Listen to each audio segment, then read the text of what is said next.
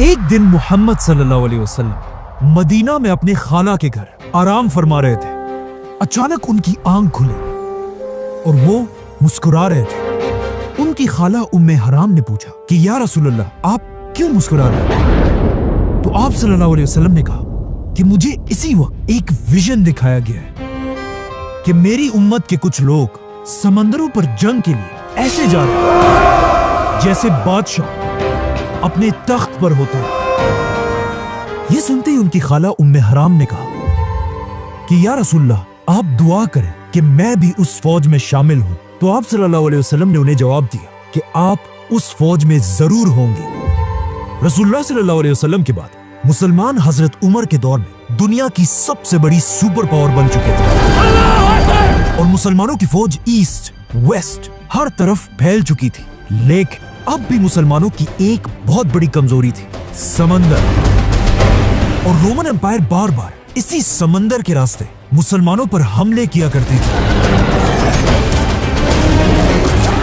क्योंकि अब तक मुसलमानों के पास अपनी कोई भी नेवी नहीं थी। इसीलिए हजरत उमर के जमाने में उनके एक गवर्नर हजरत मुआविया रज़ियल्लाहु अन्हु ने उनकी तरफ एक लेटर भेजा कि अब वक्त आ चुका है कि मुसलमान भी अपनी पावरफुल नेवी बनाए।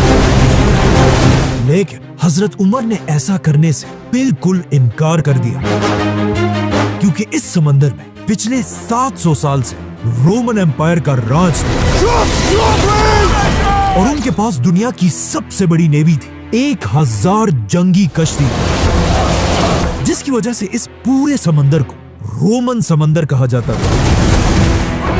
जिसके मुकाबले में मुसलमान डेजर्ट में रहने वाले लोग थे और उनके पास समंदरों में जंग करने का कोई एक्सपीरियंस नहीं था। लेकिन जैसे ही हजरत उमर के बाद मुसलमानों के नए खलीफा हजरत उस्मान बने, उन्होंने मुआविया रज़ियल्लाहु अन्हु, जो हजरत उमर के दौर में एक छोटे से इलाके के गवर्नर थे, हजरत उस्मान ने उन्हें पूरे शाम का गवर्नर बना दिया।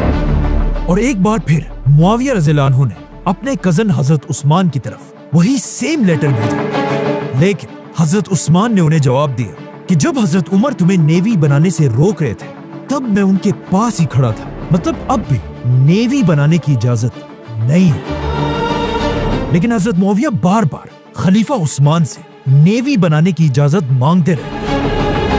यहां तक कि एक लेटर में उन्होंने ये भी लिखा कि रोमन एम्पायर का साइप्रस हमारे इतने करीब है कि वहां के कुत्तों के भौंकने की आवाज भी हमें यहां सुनाई देती है। बाय द वे, ये सिर्फ हजरत मुआविया ने एक मिसाल दी थी, असल में वहां से कुत्तों की आवाज नहीं पहुंच सकती। आखिर हजरत मुआविया के बार बार कहने पर हजरत उस्मान ने उन्हें साइप्रस पर हमला करने की इजाजत दे दी। लेकिन हजरत उस्मान ने कहा कि तुम एक ही शर्त पर नेवी बना सकते हो कि अगर वाकई तुम कश्तियों पर जंग करना इतना ही आसान समझते हो, तो फिर इस जंग पर तुम सारे जनरल्स अपनी बीवियों को भी साथ लेकर जाओगे। मुआविया रज़ियल्लाहु अन्हु ने खलीफा उस्मान की ये शर्त कबूल की और इस्लाम की पहली नेवी बनाने का हुक्म दिया।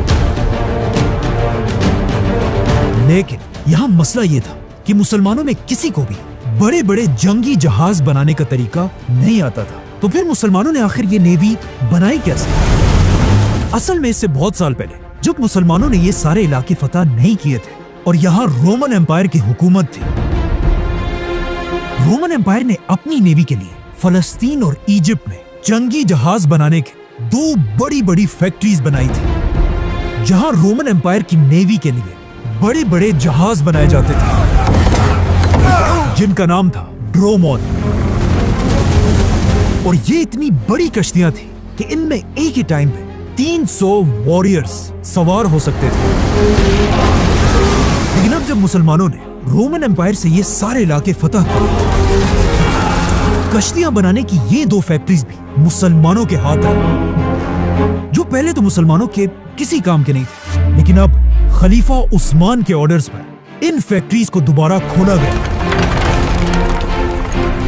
और मुआविया रज़ियल्लाहु अन्हु ने क्रिश्चियन इंजीनियर्स को अपने पास बुलाया कि अब रोमन एम्पायर के लिए नहीं, बल्कि हमारे लिए समंदरी जहाज बनाओ। और इस तरह इस्लाम की पहली नेवी तैयार होने लगी। जैसे ही कुछ कश्तियां तैयार हुई, तो खलीफा उस्मान के ऑर्डर्स के मुताबिक हजरत मुआविया और उनके जनरल्स अपनी बीवियों को साथ लेकर साइप्रस फतह करने के लिए रवाना हुए। यहाँ एक बहुत ही इंटरेस्टिंग बात यह थी, हजरत मुआविया के जनरल्स में से एक की बीवी का नाम था उम्मे हराम रज़ियल्लाहु अन्हा।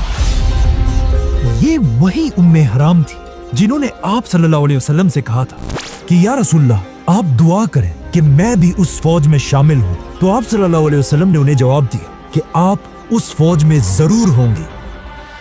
जैसे ही मुसलमानों की फौज साइप्रस पहुंची, साइप्रस के सारे लोगों ने मुसलमानों के सामने सरेंडर कर दिया। ये इस्लाम की नेवी की सबसे पहली फतह थी। लेकिन जैसे ही मुसलमान यहाँ पहुंचे, उम्मे हराम अपने घोड़े से गिरकर शहीद हो गई और यही साइप्रस में आज तक उनकी कब्र है, जिन्हें तुर्की में हाला सुल्तान के नाम से याद किया जाता है। इसके बाद अगले 4 साल तक साइप्रस मुसलमानों के कंट्रोल में रहा। लेकिन 4 साल बाद जब मुसलमानों की नेवी में कश्तियां और भी बढ़ गई, हजरत मुआविया इन सारे जहाजों को लेकर और भी आगे बढ़े और सीधा रोमन एम्पायर के कैपिटल कॉन्स्टेंटिनोपल, इस्तांबुल की तरफ बढ़ने लगे। यहां तक कि कहा जाता है कि मुसलमान रोमन कैपिटल के इतने करीब पहुंच गए कि मुसलमान अपनी आंखों से रोमन बादशाह के किले को देख रहे थे और रोमन बादशाह कॉन्स्टेंस मुसलमानों की फौज को देख रहा था। मुसलमान रोमन कैपिटल पर हमला करने के लिए बिल्कुल रेडी थे, क्योंकि उन्हें पता था कि रसूलुल्लाह सल्लल्लाहु अलैहि वसल्लम की एक हदीस है, जो भी मुसलमान फौज सबसे पहले रोमन बादशाह के शहर पर हमला करेगी उन्हें जन्नत मिलेगी। जैसे ही हजरत मुआविया कैपिटल की तरफ बढ़ने लगे, उसी वक्त उन्हें खबर मिली कि पीछे साइप्रस में मुसलमानों के खिलाफ बगावत हो चुकी है।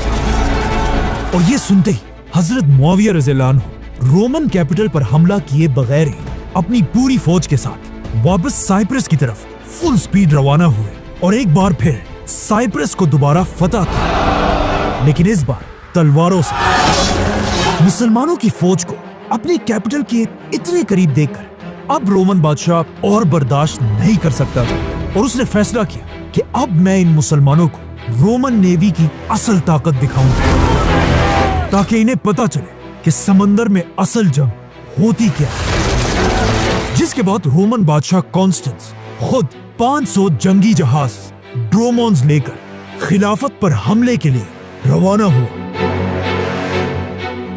ये कश्तियां दिन रात सफर करके तेजी से मुसलमानों की तरफ बढ़ रही थी। लेकिन जैसे ये 500 कश्तियां साइप्रस के करीब पहुंची, तो वो ये देखकर हैरान रह गए कि सामने मुसलमानों की 200 जंगी जहाज पहले ही उनका इंतजार कर रही थी, क्योंकि रोमन बादशाह के इस हमले की खबर खलीफा उस्मान तक पहले ही पहुंच चुकी थी और उन्होंने फौरन शाम के गवर्नर मुआविया और इजिप्ट के गवर्नर अब्दुल्ला की तरफ दोनों की तरफ हुक्म भेजा कि अपनी पूरी नेवी को लेकर रोमन बादशाह को रोकने के लिए रवाना हो। और अब ये दोनों जनरल्स मिलकर अपनी 200 कश्तियों के साथ रोमन नेवी के सामने खड़े थे। इजिप्ट के गवर्नर अब्दुल्ला बिन साद की कश्ती मुआविया रज़ियल्लाहु अन्हु से ज्यादा थी, इसीलिए इस जंग के बड़े जनरल अब्दुल्ला बिन साद थे। जैसे ही मुसलमानों और रोमन्स की नेवी एक दूसरे के आमने सामने हुई, यहाँ पर एक बहुत बड़ा मसला था। समंदर की हवाएं मुसलमानों की कश्तियों के अगेंस्ट चल रही थी और मुसलमानों की कश्तियों को पीछे धकेल रही थी। मतलब अगर जंग शुरू हो जाती, रोमन नेवी मुसलमानों की कश्तियों को तेजी से क्रश कर सकती थी और इन हवाओं की वजह से मुसलमान कुछ नहीं कर सकते थे।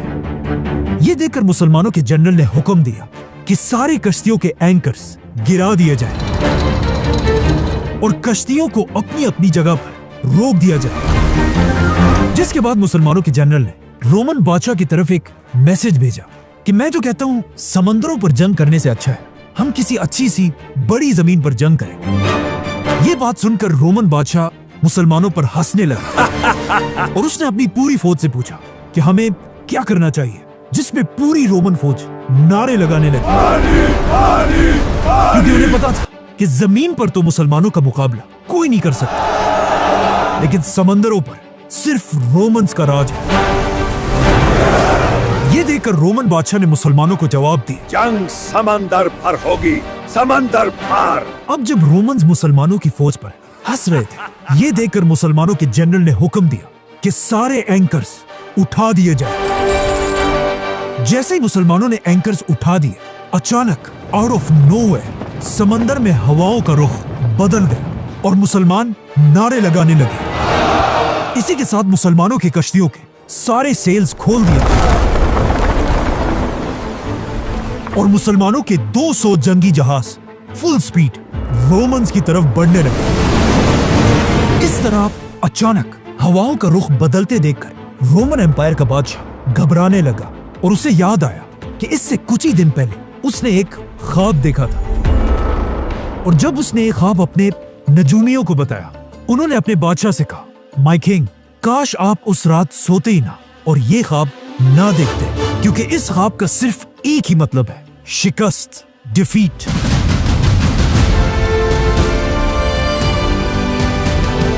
मुसलमानों की कश्तियां तेजी से रोमन्स की तरफ बढ़ रही थी और जैसे ये कश्तियां बिल्कुल एक दूसरे के करीब पहुंची तो ऑफ कोर्स क्या होना था?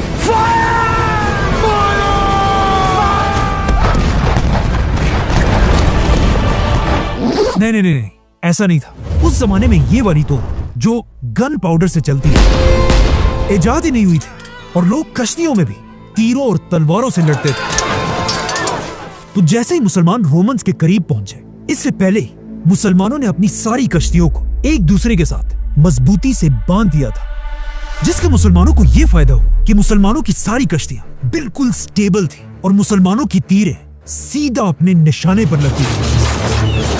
और रोमन्स की कश्तियां हिलने की वजह से उनका हर टारगेट मिस हो रहा था। ये इतनी खतरनाक जंग थी कि इसे आज तक समंदरों की जंगे यरमूक कहा जाता है, क्योंकि ये उस जमाने की दुनिया की सबसे बड़ी समंदरी जंग थी। जैसे ये दो नेवीज आपस में टकराई, मुसलमानों ने अपनी कश्तियों को रोमन्स की कश्तियों से भी बांध दिया, जिससे अब समंदर के बीच में ही एक बहुत बड़ा जंग का मैदान बन गया। अब जब यहाँ एक बहुत ही खतरनाक जंग चल रही थी, अचानक आसमान में बादल गरजने लगे और समंदर में एक बहुत बड़ी तूफान शुरू हुई। लेकिन ये जंग इस सख्त तूफान में जारी रही। अब तक तो मुसलमान ये जंग जीत रहे थे, लेकिन अचानक रोमन्स ने अपनी पूरी ताकत के साथ सीधा मुसलमानों के जनरल अब्दुल्ला बिन साद पर हमला कर दिया और उनकी कश्ती को अपनी कश्ती से बांधकर जंग से दूर ले जाने लगे, ताकि अपने जनरल को मरता देखकर मुसलमानों का मोराल टूट सके। यहाँ तक कि मुसलमानों का जनरल जख्मी भी हो गया। लेकिन आखिर एक मुसलमान ने अपनी जान पर खेलकर इन दोनों कश्तियों के दरमियान रस्सी को काट दी और मुसलमानों के जनरल की जान बचा ली, लेकिन खुद समंदर में गिरकर शहीद हो गए। ये देखकर मुसलमानों का जज्बा और भी बढ़ा और उन्होंने इतना जबरदस्त हमला किया कि रोमन्स की 500 कश्तियां एक एक करके गिरने लगी और रोमन बादशाह को भी समझ आ गए कि अब कुछ नहीं हो सकता। कहा जाता है उसने अपने बादशाह का ताज उतारकर एक आम सोल्जर के कपड़े पहने और किसी तरह अपनी जान बचाकर वहां से भाग गए। और इस तरह मुसलमान खलीफा उस्मान के दौर में समंदरों की यरमूक जीत गए।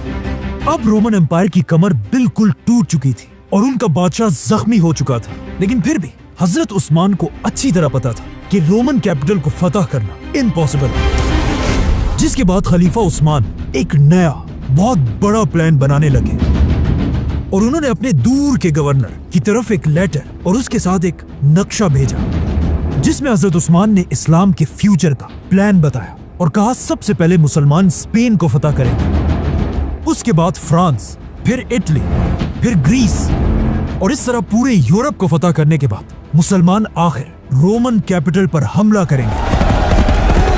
लेकिन ऐसा नहीं हुआ, बल्कि आज तक खलीफा उस्मान का ये प्लान पूरा नहीं हो सका, क्योंकि जैसे ही हजरत उस्मान ने ये प्लान बनाया, खलीफा उस्मान रज़ियल्लाहु अन्हु को मुसलमानों के ही एक ग्रुप ने शहीद कर दिया। लेकिन शहीद होने से पहले खलीफा उस्मान ने दुनिया के समंदरों पर राज करने वाले 700 साल पुरानी रोमन नेवी को बिल्कुल खत्म कर दिया था। सब्सक्राइब